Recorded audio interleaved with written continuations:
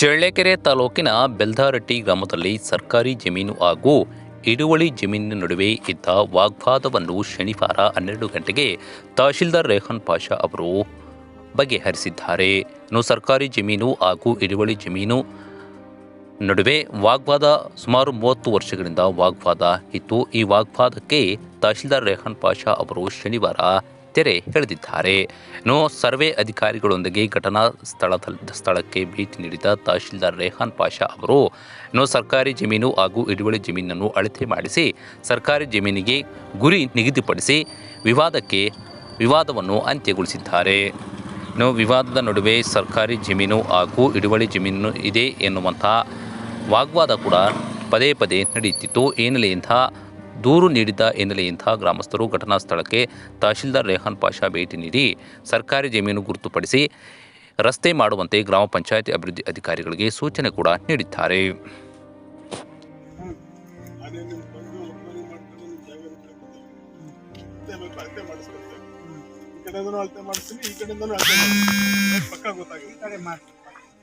ಕಡೆ ಮಾಡ್ತಾ ಇದ್ದಾರೆ, ಎರಡು ಕಡೆ ಮಾಡ್ತಾರೆ. ನಿಮಗೆ ತೊಂದರೆ ಮಾಡಿದೀವಿ ಅಂತ ಅನ್ಸಿದ್ರೆ ನೀವು ಹೇಳಿ. ನಿಮ್ಮ ಜಮೀನು ಒಂದು ಇಂಚು ಬೇಡ, ಸರ್ಕಾರಿ ಜಮೀನು ಇಲ್ಲಿಗೆ ಬಂತು ಅವ್ರು ಅಲ್ಲಿಗೆ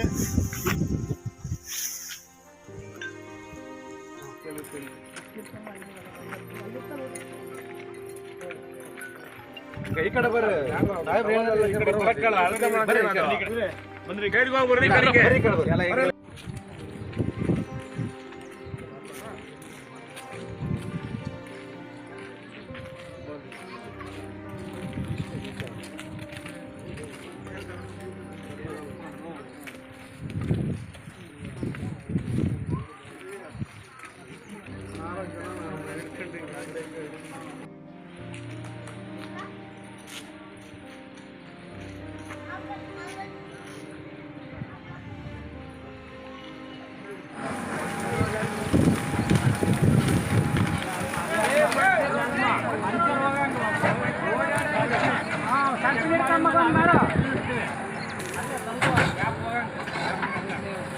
ಹಂಗೆ ಸಾಕು.